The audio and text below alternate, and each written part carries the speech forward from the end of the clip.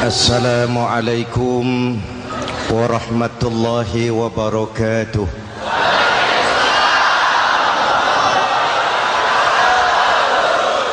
Alhamdulillahillazi ja'ala Ramadhana syahra siyami lil mu'minin.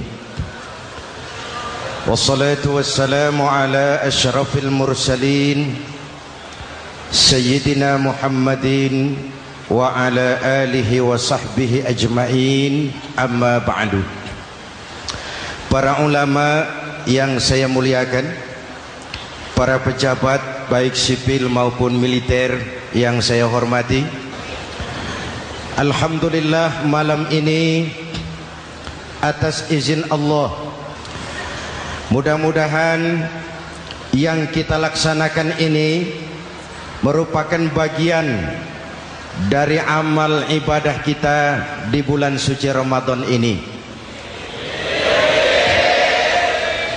Hadirin, reformasi terbesar adalah reformasi yang dilakukan oleh baginda Nabi besar Muhammad sallallahu alaihi wasallam.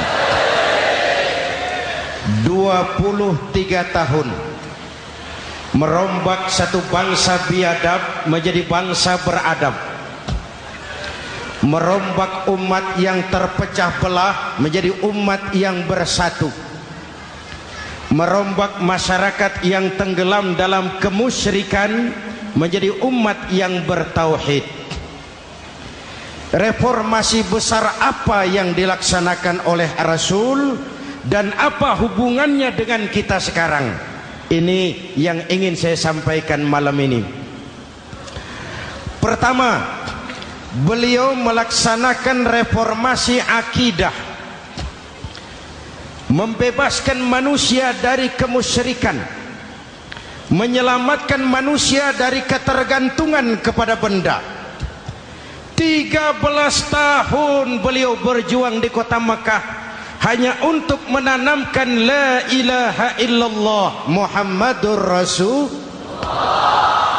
Dari sana segalanya dimulai, meletakkan fondasi. Saya yakin tidak ada Tuhan selain Allah dengan seluruh konsekuensinya. Kalau saya yakin tidak ada Tuhan selain Allah, maka saya tidak akan menyembah kecuali hanya kepada Allah. Orang yang benar fondasinya, benar sujudnya. Jelas? Kalau saya yakin tidak ada Tuhan selain Allah, saya tidak akan minta rizki kecuali hanya kepada Allah. Orang yang benar fondasinya, jauh dari korupsi, jauh dari judi.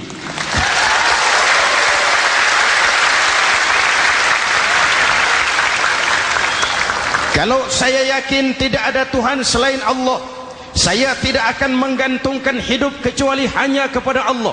Saya tidak akan melarikan persoalan kecuali hanya kepada Allah. Saya tidak akan pernah takut kecuali hanya kepada Allah. Saya tidak akan minta tolong kecuali hanya kepada Allah. Inilah generator yang membangkitkan seluruh nilai-nilai amal kita. Kita puasa, kita sujud, kita jihad, itu kan karena nilai iman. Betul? Imannya tidak kelihatan, yang kelihatan gejalanya. Mic ini berbunyi karena ada strom. Percaya apa tidak? Kelihatan stromnya? Kok tahu ada strom dari mana? Dari bunyi. Ada suaranya itu, ada stromnya. Kenapa? Bunyi. Lampu menyala karena ada strom. Kipas angin berputar karena ada strom. Betul? Jadi kalau ada strom bunyi dong. Kalau ada strom lampunya nyala dong. Kalau ada strom kipas anginnya muter dong. Artinya apa? Kalau ada iman sujud dong. Kalau ada iman jihad. Sudah dangdong.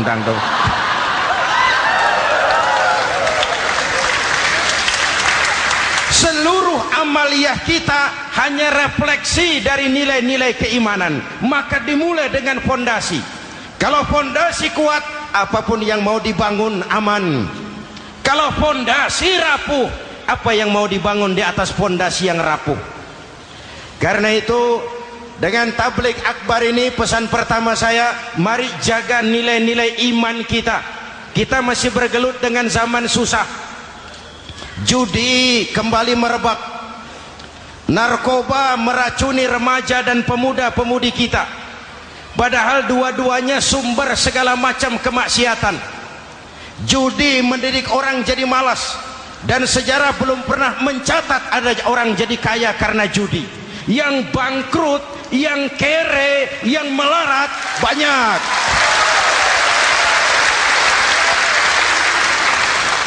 Makanya saya bersyukur di sini nggak ada yang judi. Nggak ada, mana saya nggak lihat di sini. Entahlah kalau di luar sini.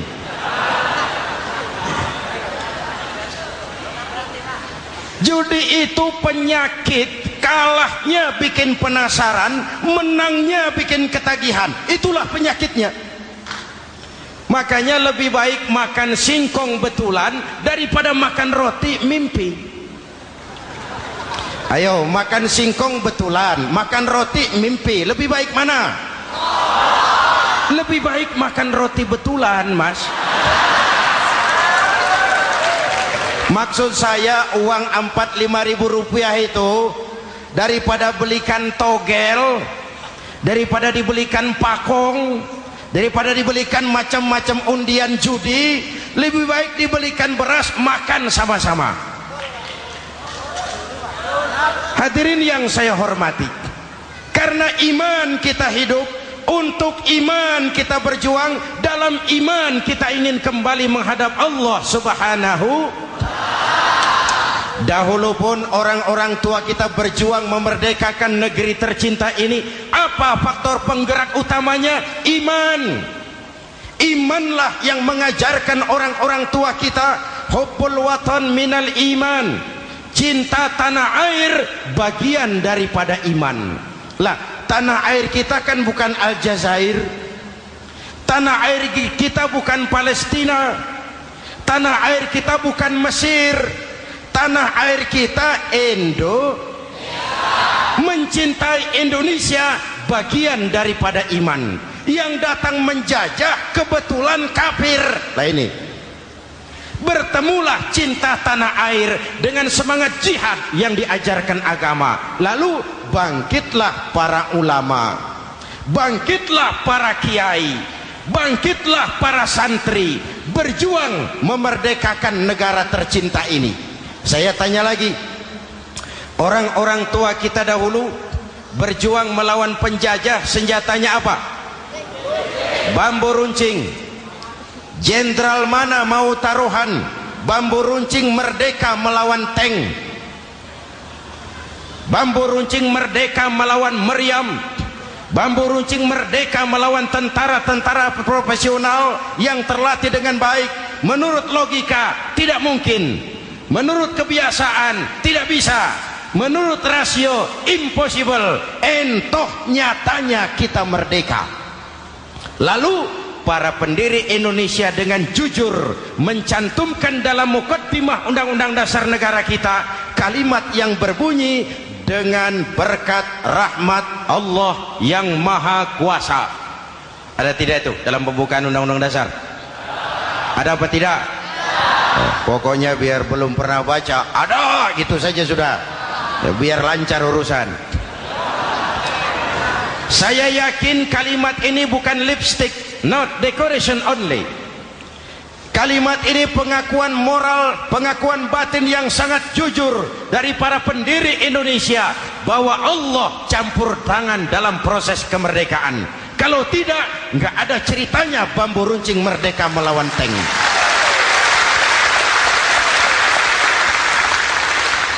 Kalau dulu iman untuk merebut kemerdekaan, sekarang iman untuk mengisi kemerdekaan. Betul? Betul? Karena itu jaga nilai-nilai iman, jangan tidur. kita sudah berhasil melaksanakan pemilu. Sidang umum MPR sudah digelar. Pemerintahan baru sudah terbentuk. Itu kita pilih bersama. Kita dukung bersama. Mendukung itu tidak harus selalu iya. Kula nuwun semohon dawuh kumaha juragan wae oke bos. Mendukung tidak harus selalu iya. Mendukung juga memberikan saran, kritik, perbaikan. Kenapa? Di mana-mana di dunia ini kekuasaan cenderung mau menang sendiri. Kekuasaan cenderung untuk korup.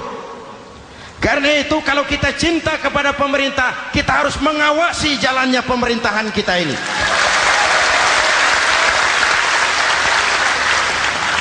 Pengalaman ketika Orde Baru berdiri, kita percaya, kita serahkan penuh, lalu kita tidur. Akhirnya kita jadi susah sendiri.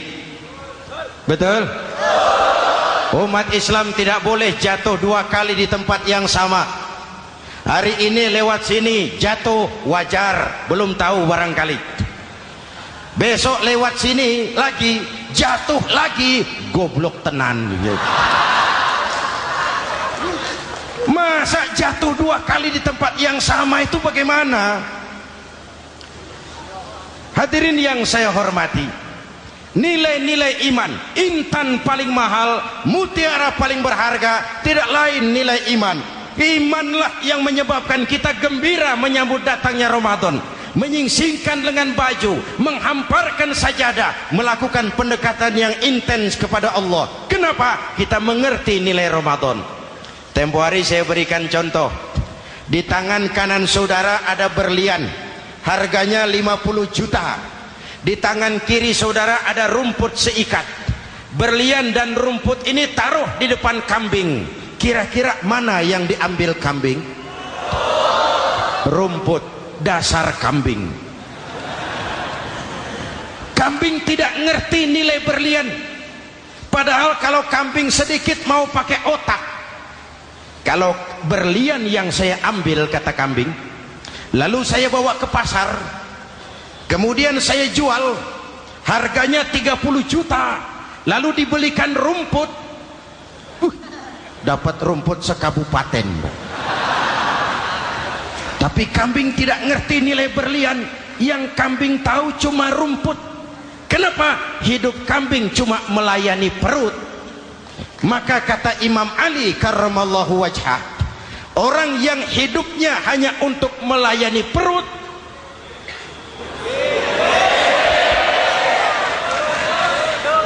saudara yang ngomong ya, tanggung jawab.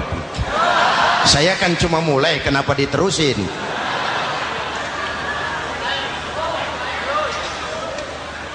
Hadirin yang saya hormati, jaga iman baik-baik, wariskan kepada anak-anak kita. Mereka harapan kita semua. Mereka masa depan Indonesia. Akan bagaimana Republik Indonesia, bahkan akan bagaimana Islam di Republik Indonesia 20, 30, 40 tahun yang akan datang. Anak-anak kitalah jawabannya.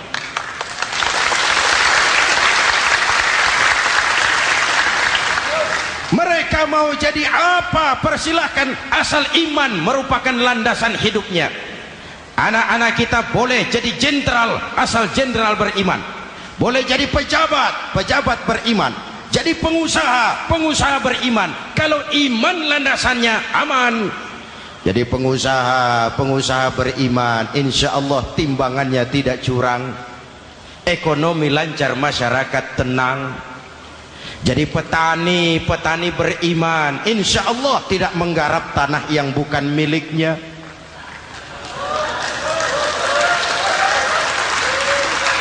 Jadi pejabat, pejabat beriman, insya Allah korupsinya sedikit.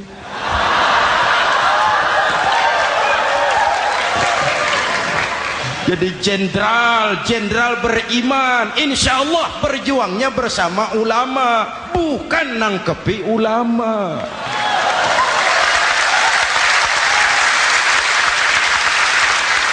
Jadi teknokrat, teknokrat beriman, jadi pengusaha, pengusaha beriman, jadi seniman, seniman beriman, jadi maling. Nggak ada, mana ada maling beriman? iman landasannya, insya Allah aman. Ini yang pertama. Yang kedua, baginda Nabi melaksanakan reformasi sosial. Berupa apa? Membebaskan manusia dari ras diskriminasi, mengikat manusia dengan tali akidah.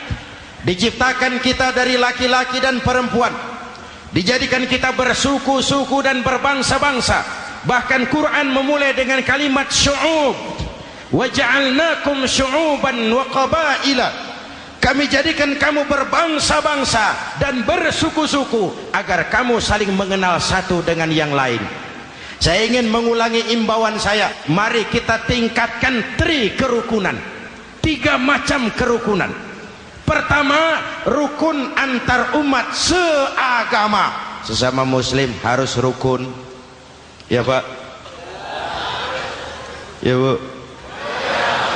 Hei.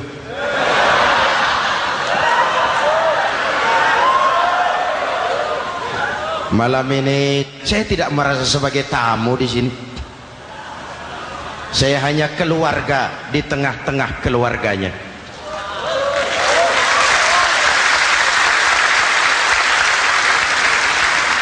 Di sepanjang Jawa kah saya, ke Sumatera kah saya, ke Kalimantan saya, ke Sulawesi saya, ke Irian Jaya saya, kemana saja saya pergi, di mana saja saya berada, saya hanya keluarga di tengah keluarganya.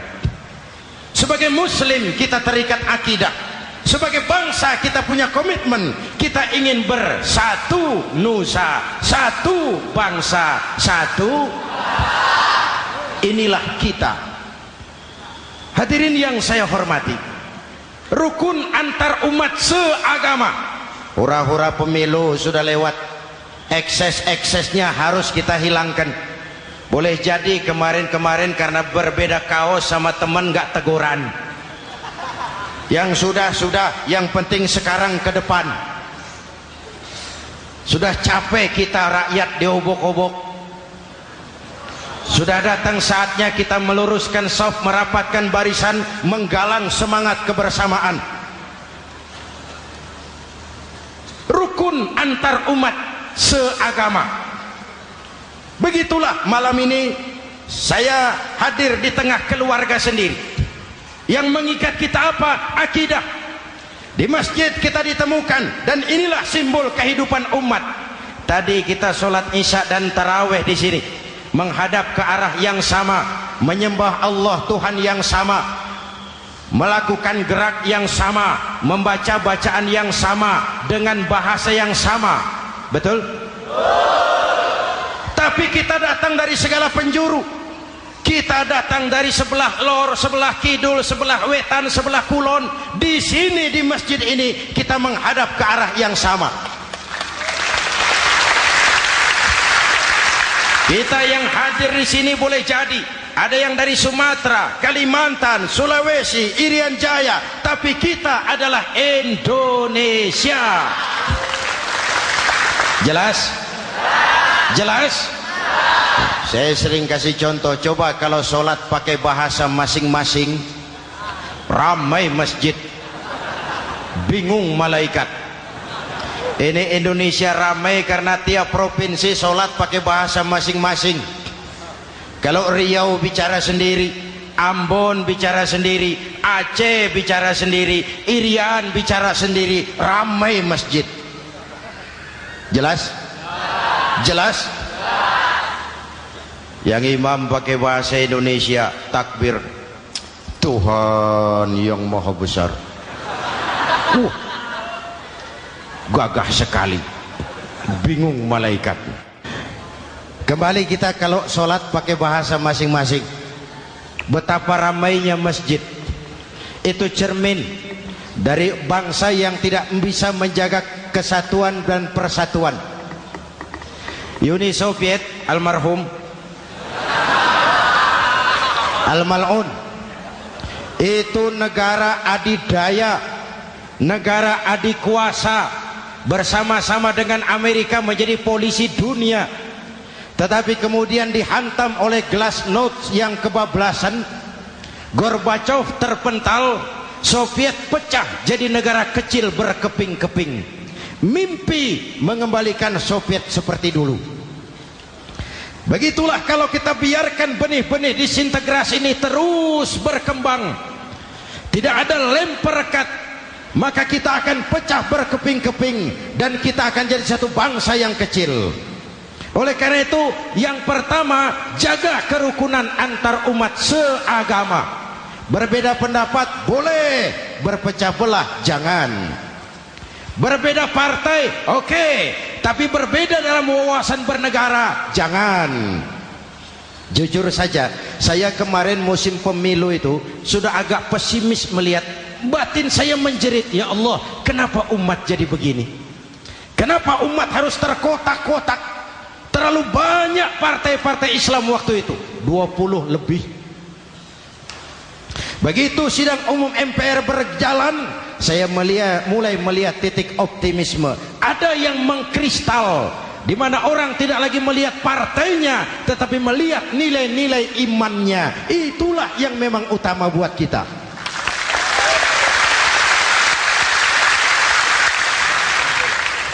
Ini yang pertama, rukun antar umat seagama. Yang kedua, rukun antar umat beragama. Beberapa hari yang lalu ada kejadian yang mengenaskan di Jakarta Timur, Cipayung. Peristiwa penyerbuan Yayasan Dolos. Hadirin yang saya hormati, kita tentu menyesalkan kejadian itu. Kita tidak bisa menyetujui tindakan main hakim sendiri. Kita berharap pemerintah bukan hanya bisa menangkap pelakunya, tapi juga yang tidak kalah pentingnya mengusut akar permasalahannya. Kenapa itu terjadi? Kalau cuma pelakunya yang ditangkap, akar permasalahannya tidak selesai, saya khawatir terulang lagi di tempat lain. Inilah yang terpenting, menjaga kerukunan antar umat beragama, saling menghormati, saling menghargai. Jangan melakukan kamuflase, jangan melakukan tindakan-tindakan yang rawan dan peka. Misalnya umat Islam membangun masjid di tengah perkampungan orang Kristen, padahal tidak ada Islamnya di situ. Itu bisa menimbulkan kerawanan. Atau sebaliknya, membangun gereja di tengah perkampungan umat Islam yang tidak ada Kristennya di situ. Atau sebaliknya, mereknya kegiatan sosial, mereknya kegiatan kemanusiaan, tapi isinya penyebaran agama kepada orang yang sudah beragama. Itu pun bisa menimbulkan kerawanan. Jelas? Maka yang besar jangan mau menang sendiri, yang kecil harus tahu diri. Jelas? Mari saling menghormati, mari saling menghargai dalam batas lakum dinukum. Menangkap pelakunya penting, mengusut akar permasalahannya itu pun tidak kurang pentingnya. Hadirin yang saya hormati, Islam agama toleran, baik dari prinsip ajarannya maupun dari sikap umatnya. Islam agama yang rahmatan lil alamin. Kita punya kewajiban untuk membuktikan bahwa Islam bukan merupakan ancaman. Islam adalah alternatif. Islam adalah solusi. Islam bukan ancaman. Yang hadir di sini bukan perusuh, bukan umat biang kerok. Ini umat yang cinta damai.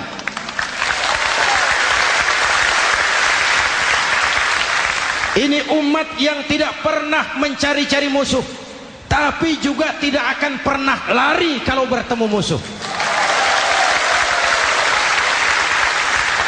Mari kita jaga kerukunan antar umat beragama. Jangan sampai peristiwa Dolos terulang lagi di tempat-tempat lain. Saling menghargai, saling menghormati.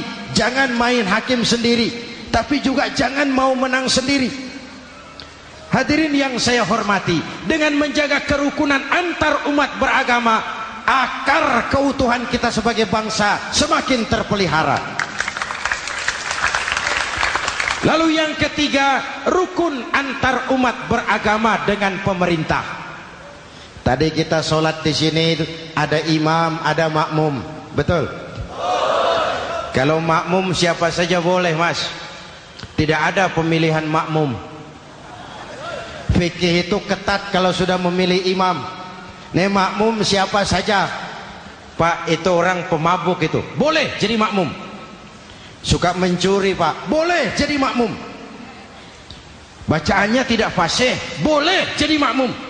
Ketinggalan 1 rakaat, boleh jadi makmum. Tapi tidak tiap orang boleh jadi imam. Kenapa? Imam mau mimpin orang banyak. Kalau dia bodoh, bagaimana nasib makmumnya?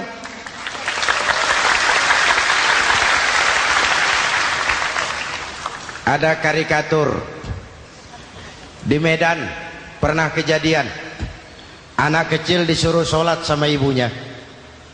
Nak, sholat kau. Ah, aku tak pandai sholat, mak. Si Ucok rupanya ini. Kata ibunya, sudahlah, kau ikuti saja bapakmu tuh. Apa yang bapak mau kerjakan, kau ikuti sajalah. Jadi lama, kalau ikut saja bisa laku. Berangkatlah anak ini kan, sholat di belakang bapaknya, jadi makmum. Sholat di balai bambu, tidak pakai tikar. Bangun sujud, hidung bapaknya terjepit bambu. Karena sakit dan kaget, refleks bapak ini teriak, aduh. Anak di belakang ingat pesan maknya, ikuti saja bapakmu. Si anak ini malah pakai irama, aduh.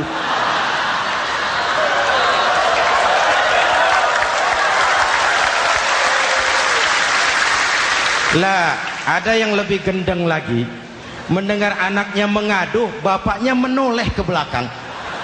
Kata bapaknya, kau kejepit juga, Cok. Katanya. Sholat jadi ngobrol. Kalau makmum dan imam sama bodohnya, rusak sholat ini.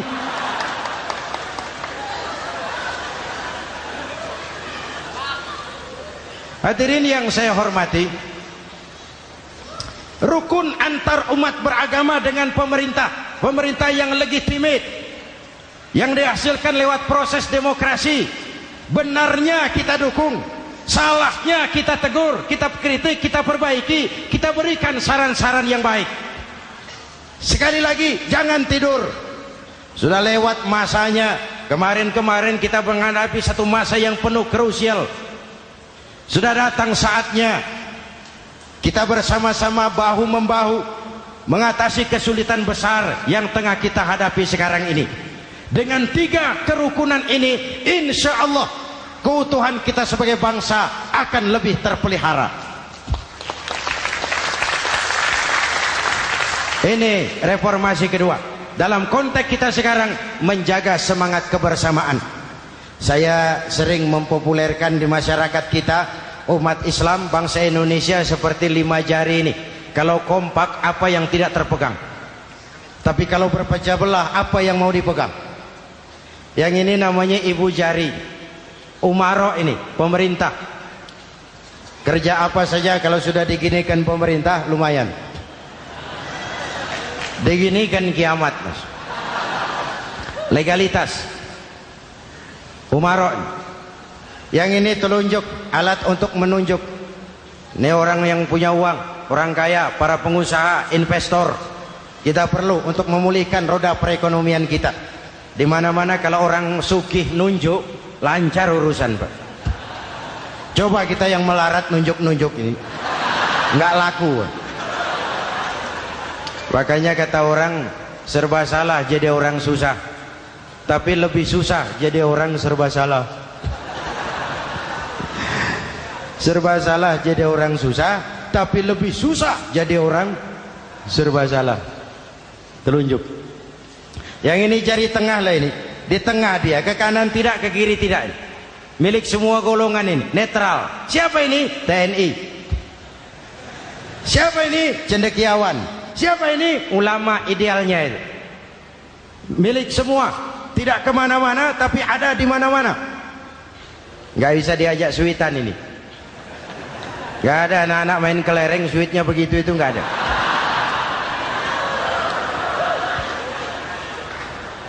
Ini jari manis remaja, pemuda, masa muda, masa yang paling manis. Semua harapan milik pemuda. Belum pernah saya dengar ada orang pidato para kakek-kakek harapan bangsa, belum pernah. Mesti kalau sudah harapan umat, pemuda, harapan negara, pemuda, harapan agama, pemuda, harapan bangsa, pemuda, harapan pemudi. Jari manis. Yang ini kelingking, jari paling kecil ini. Ini kaum wanita ini. Perempuan kecil tapi mantap. Masya Allah.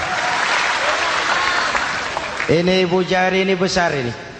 Sweet ketemu kelingking, kalah ibu jari ini. Di mana-mana kekuasaan sering kalah sama perempuan. Siapa yang mendorong-dorong Nabi Adam memetik pohon buah khuldi? Kelingking. Kelingking. Kelingking. Julius Caesar tunduk kepada Cleopatra. Siapa Cleopatra? Kelingking. Napoleon, singa daratan Eropa, the Lion of Europe, luas kekuasaannya, hebat tentaranya, bertekuk lutut di bawah kaki Margaret Josephine. Kelingking. Hadirin yang saya hormati, kalau 5 pilar ini bersatu, ringan sama dijinjing, berat sama dipikul, kita akan jadi satu bangsa yang kuat. Jelas? Jelas? Dengan Ramadan, dengan tabligh akbar malam ini, mari kita jaga semangat kebersamaan. Saya selalu mengingatkan, sekarang lebih banyak tukang kompor daripada tukang lem. Lebih banyak tukang kompor daripada tukang lem. Hangati sana, sulut sini, bakar sana, panasi sini, terbakar kita, dia lari tepuk tangan, dan kita yang rugi. Jelas? Jelas? Ini hal yang kedua. Reformasi sosial mengikat manusia dengan tali akidah, mempersaudarakan manusia dari manapun orang datang, apapun warna kulitnya, dari suku apapun ia dilahirkan, kalau akidahnya sama, itulah saudara kita.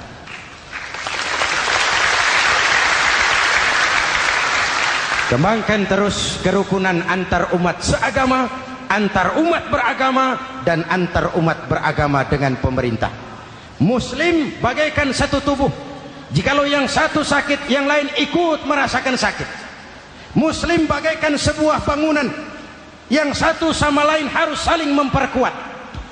Ada yang jadi tiang, tentu.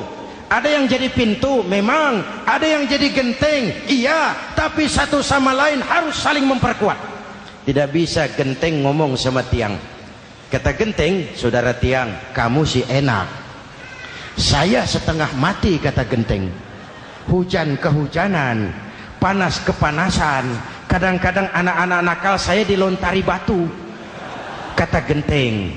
Yang jadi tiang ngomong lagi. Kata tiang, saudara genteng, jangan sembarangan kalau ngomong.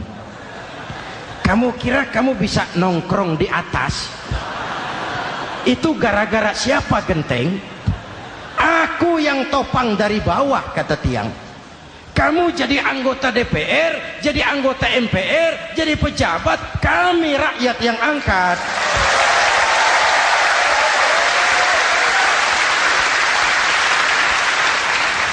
Jangan waktu di bawah rajin ngamalkan ayat kursi, dapat kursi lupa sama ayat.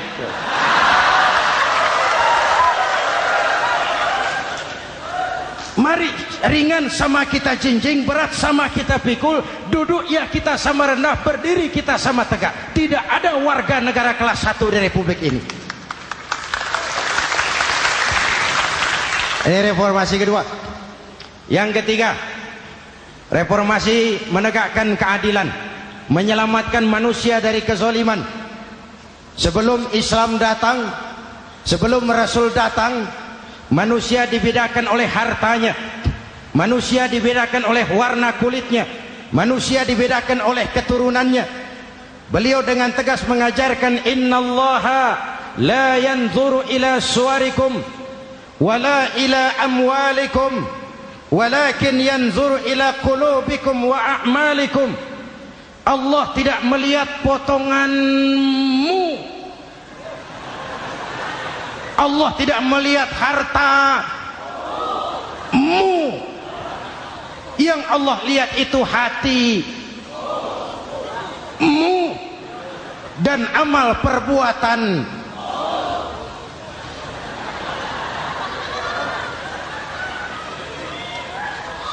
Perjuangan menegakkan keadilan.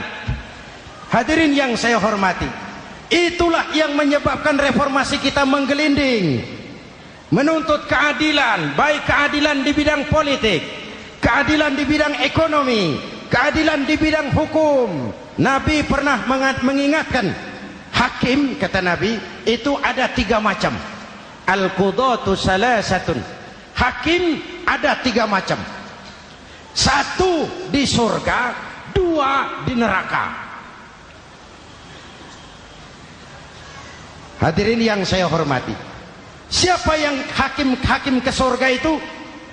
Ada hakim yang tahu tentang kebenaran, lalu siap melaksanakan kebenaran itu, menghukum dengan kebenaran apapun resikonya, walaupun dimusuhi atasannya, walaupun bertentangan dengan nuraninya, karena itu orang yang dia sukai, tapi dia tetap melaksanakan hukum.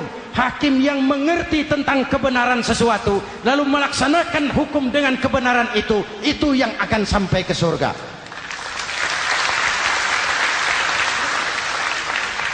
Yang kedua, ada hakim tahu tentang kebenaran tapi tidak mampu melaksanakan hukum dengan kebenaran itu.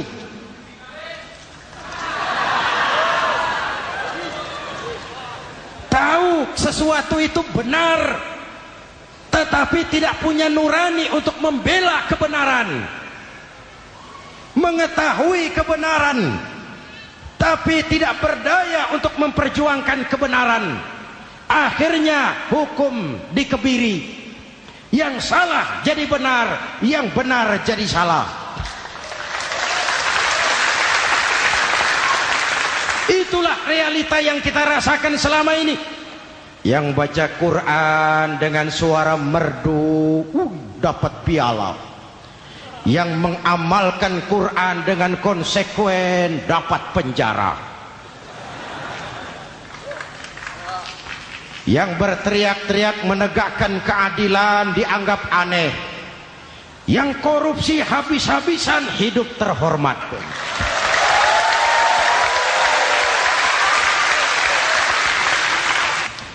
Jadi yang kedua tadi hakim yang tahu kebenaran tetapi tidak mampu melaksanakan hukum sesuai dengan kebenaran. Diperkosanya kebenaran, ditekannya hati nuraninya, sehingga ini yang mengakibatkan terlukanya perasaan keadilan. Yang ketiga lebih celaka lagi, ada hakim yang tidak mengerti tentang kebenaran lalu melaksanakan hukum dalam ketidakmengertiannya. Bodoh melaksanakan hukum dalam kebodohan, itu pun menyebabkan orang masuk neraka. Na'udzu. Hadirin yang saya hormati, reformasi yang dilaksanakan Rasul berjuang menegakkan keadilan setelah membebaskan manusia dari ras diskriminasi. An-nas kulluhum li Adam wa Adam min turab, la fadla li arabiyyin ala ajamiyyin illa bittaqwa. Seluruh manusia berasal dari Adam. Adam diciptakan dari tanah, dan tidak ada kelebihan Arab dengan yang bukan Arab kecuali dengan takwanya. Nah, saya masih ingat sebuah cerita. Mau dengar? Mau dengar? Pada waktu Umar bin Khattab radhiyallahu anhu menjadi khalifah, menjadi Amirul Mukminin, itu yang jadi gubernur di Mesir adalah Amr bin As. Satu saat Amr bin As ingin mendirikan masjid, tapi tanah lokasi masjid itu milik orang Yahudi, ada gubuk di situ. Dipanggil Yahudi ini oleh Amr bin As. Saudara Yahudi, iya. Itu rumahmu ya? Iya. Sudah tahu belum? Belum. Ya memang saya belum kasih tahu. Begini, kamu bangun sembarangan saja, rumahmu kena jalur hijau itu. Lalu saya mau bangun masjid di situ. Ya tapi ada rumah saya, Pak. Sudahlah, rumahmu saya bayar, saya beli. Enggak mau, Pak. Rumah saya cuma itu-itunya. Saya bayar 2 kali lipat. Enggak mau, Pak. Enggak mau. Sudahlah, saya ganti rugi. Ya, enggak mau, Pak. Namanya juga ganti rugi, Pak. Biar digantikan tetap rugi. Mangkel Amr bin As ini wong cilik kok bertingkah amat. Si amat aja enggak bertingkah. Panggil kamtib. Hei, gusur. Ditarik rumah Yahudi ini, ambrol, menitiskan air mata si Yahudi di sudut kehidupan. Begini wong cilik ini sudah jatuh tertimpa tangga, rumah cuma sak gubuk-gubuknya diderek oleh petugas. Pikir-pikir Amr bin As kan cuma gubernur, di atasnya kan masih ada khalifah Umar bin Khattab. Saya mau lapor ke pusat. Berangkat Yahudi ini dari Mesir menuju Madinah, berhari-hari berjalan, sambil berpikir, ini nanti kalau saya laporan kepada khalifah, apa pengaduan saya diterima? Wong saya rakyat kecil, lagian Yahudi, sementara yang menggusur saya ini gubernurnya sendiri. Terus dia berjalan sampai di kota Madinah. Lewat tengah hari dia mulai cari-cari. Ada orang, ketemu orang sedang tidur di bawah pohon kurma. Selamat siang, Pak. Siang. Saya mau numpang tanya, Pak. Tanya apa? Bapak tahu Khalifah Umar bin Khattab? Tahu. Istananya di mana, Pak? Istananya di atas lumpur. Di atas lumpur? Iya. Pakaian kebesarannya apa, Pak? Sutra? Bukan. Pakaian kebesarannya malu dan takwa. Pengawalnya banyak, Pak. Banyak. Berapa peleton? Pengawalnya yatim, orang jompo, kelompok mustadafin, orang-orang lemah, janda-janda tua.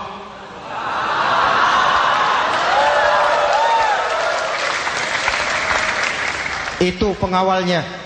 Pakaian kebesarannya malu dan takwa. Pengawalnya orang-orang lemah, tidak berdaya. Kok begitu, Pak? Begitulah Umar bin Khattab. Orangnya sekarang di mana, Pak? Di depan kamu. Jadi Bapak? Iya.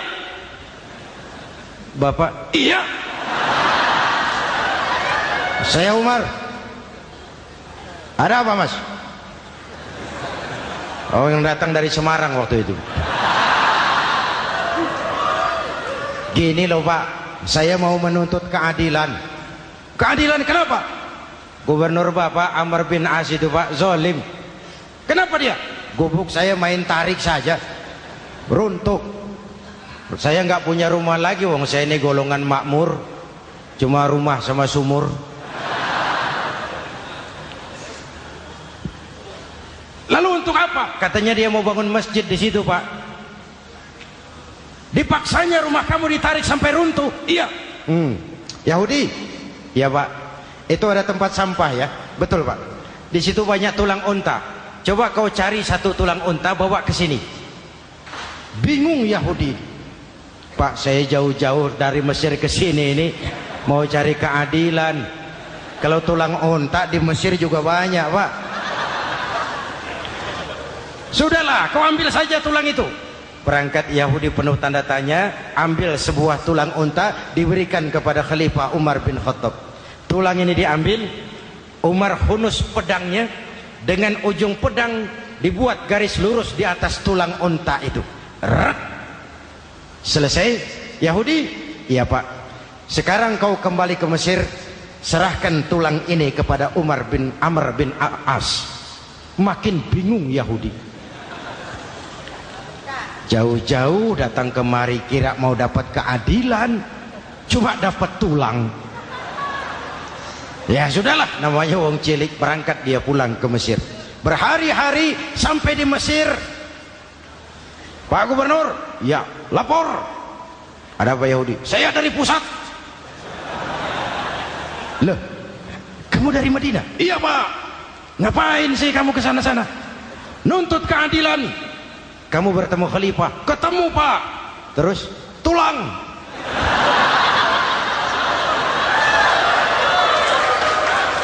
Ini loh Pak, salam dari beliau. Tulang. Apa maksudnya? Aku nggak ngerti lah itu Pak. Yes, go rene. Diambil tulang itu. Amr bin As melihat ada garis lurus dengan ujung pedang. Gemetar badannya, keringat bercucuran. Kepala proyek dipanggil. Mas, ini proyek masjid batal. Gubuk Yahudi dirikan lagi. Loh Pak, kata kepala proyek, saya kan sudah menang tender Pak.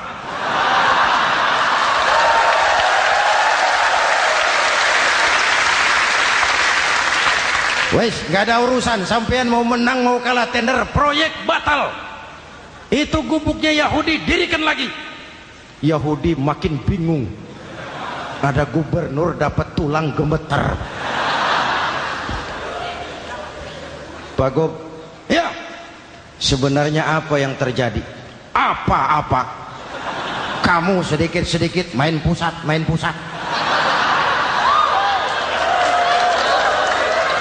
Bu, yang ngomong dulu toh. Ya kan awalnya saya sudah ngomong Pak, tapi gubuk saya tetap ditarik. Percuma ya saya ke pusat Pak.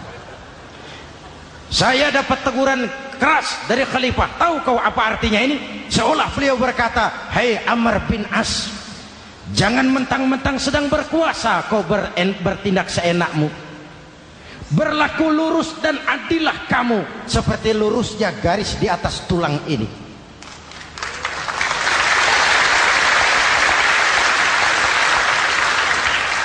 Kalau kau tidak lurus, kalau kau tidak berlaku adil, aku yang akan meluruskanmu dengan pedangku. Itu bahasa simbolik. Siapa yang gak gemeter? Kamu. Pusat. Wedus. Ya ini nek coro kita. Oh Pak, kalau begitu Islam adil ya Pak? Adil. Jadi saya menang Pak? Menang kamu. Padahal saya Yahudi. Tapi menang ya? Menang. Pak, sudahlah kalau begitu Pak. Bagaimana? Itu gubuk saya ambil saja Pak. Tanah-tanahnya sak gubuk-gubuknya Bapak ambil. Silahkan kalau mau dibangun masjid. Tidak cuma sekedar itu Pak. Mulai hari ini Bapak dengarkan.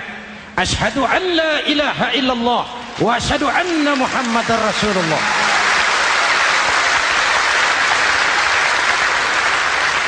Yahudi bisa menang perkara menghadapi gubernur. Kalau ini terjadi di Indonesia,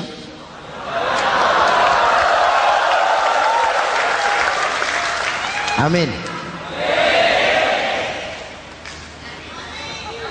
Oke, lalu siapa pemimpin adil itu? Setiap kita kan pemimpin. Presiden, pemimpin di negaranya. Gubernur, pemimpin di provinsinya. Bupati, pemimpin di kabupatennya. Pak Camat, pemimpin kecamatannya. Pak Lurah, pemimpin di kelurahannya. Suami, pemimpin di rumah tangganya. Anak muda, pemimpin bagi dirinya. Dan setiap kita akan dimintakan tanggung jawab. Anak muda pemimpin buat dirinya, nanti diminta tanggung jawab. Hei, kakimu kau bawa jalan kemana? Tanganmu ngambil apa? Lidahmu bicara apa? Matamu menteleng. Apa yang dilihat? Seluruhnya akan dimintakan pertanggungan jawab. Marilah kita jadi orang yang adil kepada diri, kepada keluarga, dan akhirnya kepada masyarakat, bangsa dan negara. Hadirin yang saya hormati, satu ayat yang sering dibaca pada akhir khutbah khatib Jumat, innallaha ya'muru bil adli wal ihsan. Allah memerintahkan kamu berlaku adil dan berbuat ihsan. Tidak sekadar adil tapi ihsan. Ihsan nilainya lebih tinggi dari adil. Contoh, nak, tolong taruh telur itu di pinggir meja. Anak yang adil apa adanya, ditaruh telur di pinggir meja. Anak yang ihsan lain. Lah iya, perintahnya sih di pinggir meja, tapi kalau pas di pinggir meja kan jatuh ke bawah, ke tengah sedikit. Ini ihsan. Oleh karena itu, mari, perjuangan menegakkan keadilan masih panjang. Jalannya tidak lurus bertabur bunga, menanjak, menurun, banyak onak dan duri. Namun seperti yang dikatakan seorang tokoh, masih Napoleon, kalau ada 1000 orang penegak keadilan, saya satu dari yang 1000 itu. Kalau ada 100 penegak keadilan, saya juga satu dari yang 100 itu. Kalau ada 10 orang menegakkan keadilan, saya juga satu dari yang 10 itu. Kalau hanya 1 orang yang menegakkan keadilan, maka sayalah yang 1 itu. Tetap konsisten berjuang menegakkan keadilan, walaupun besok langit akan runtuh, walaupun besok akan kiamat, keadilan tetap harus ditegakkan. Ini reformasi yang ketiga, menegakkan keadilan, mengayomi masyarakat dengan hukum yang tegas. Dan Rasul menjadi contoh. Ini yang hebat. Misalnya beliau berkata, wallazi nafsi biyadih, lau anna Fatimah binti Muhammadin sarqat laqata'a Muhammadun yadaha. Demi Allah, andai kata Fatimah putri Muhammad mencuri, jangan orang lain, Muhammad sendiri yang akan memotong tangannya.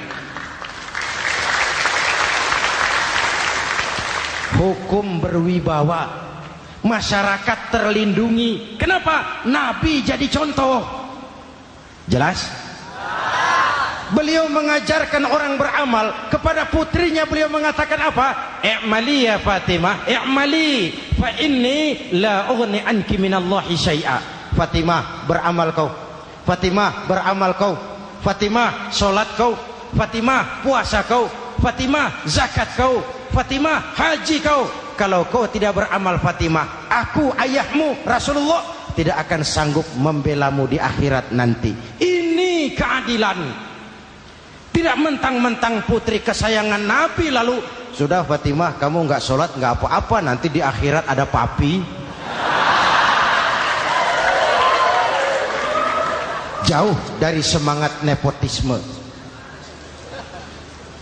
Putri beliau sendiri ditekankan, i'mali ya Fatimah fa inni la ughni anki minallahi syai'a. Beramal kau Fatimah, kalau kau tidak beramal, aku ayahmu tidak akan sanggup membela kamu di akhirat nanti. Inilah inti dari nilai keadilan. Jauh dari nepotisme, apalagi kolusi. Hadirin yang saya hormati, lalu saya masuk kepada yang keempat. Reformasi keempat yang dilaksanakan oleh baginda Rasul, menyelamatkan manusia dari gaya hidup sekuler, menyelamatkan manusia dari gaya hidup materialis, mengajarkan keseimbangan. Ada hidup sesudah mati, ada akhirat sesudah dunia. Betul? Betul? Kalau saja tidak ada hidup sesudah mati, kalau saja tidak ada akhirat sesudah dunia, persilahkan hiduplah saenae, nek perlu saenae udelmu dewe. Sayang. Ada hidup sesudah mati, ada akhirat sesudah dunia. Ini semua calon-calon jenazah.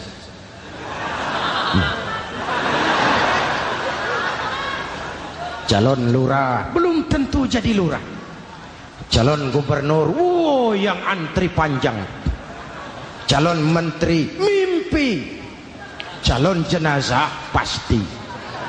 Betul? Karena ada hidup sesudah mati, ada akhirat sesudah dunia. Ini jadi rem.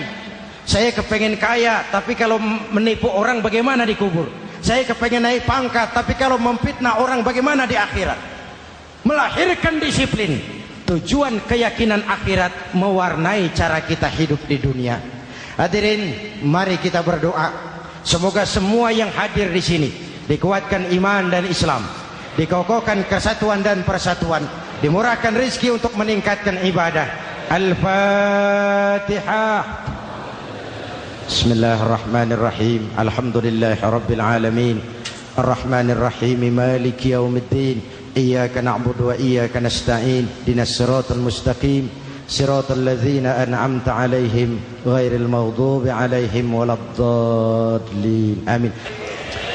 Nanti di akhir doa sama-sama kita kumandangkan kalimat tauhid. Bismillahirrahmanirrahim. Amin. Alhamdulillahi rabbil alamin. Allahumma salli wa sallim mubarak ala sayyidina Muhammadin wa ala alihi wa sahbihi ajma'in. Allahumma rabbana taqabbal minna salatana wa siyamana wa qiyamana wa takhashu'ana wa ta'abbudana wa tammim taksirana ya arhamar rahimin. Allahumma ja'alna minas su'ada'il maqbulin wa la taj'alna minal ashqiya'il mardudin. Ya Allah, dengan sepenuh perasaan dan pengharapan, dengan segala kerendahan dan kelemahan, kami bermohon kehadirat-Mu. Tautkan hati kami bangsa Indonesia, satukan langkah kami untuk menata hari esok yang lebih baik. Karuniakan kami pemimpin-pemimpin yang takut kepadamu dan sayang kepada kami.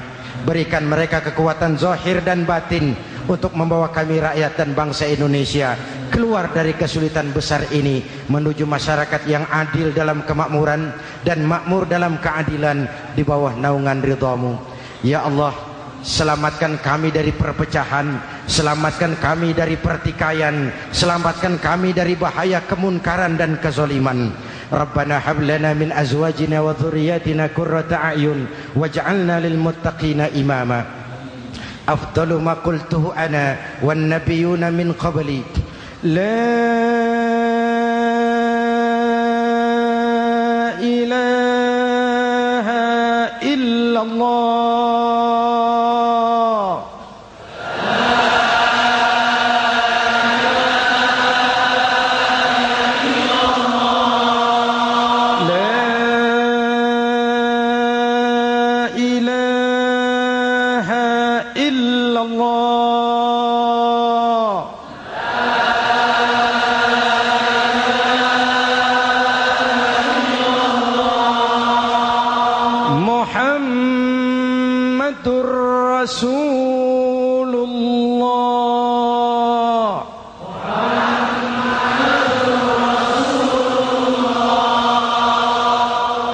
صلى الله عليه وآله وسلم كلمة حق عليها نحيا وعليها نموت وعليها نبعث إن شاء الله من الآمنين. ربنا آتنا في الدنيا حسنة وفي الآخرة حسنة وقنا عذاب النار وآخر دعوانا أن الحمد لله.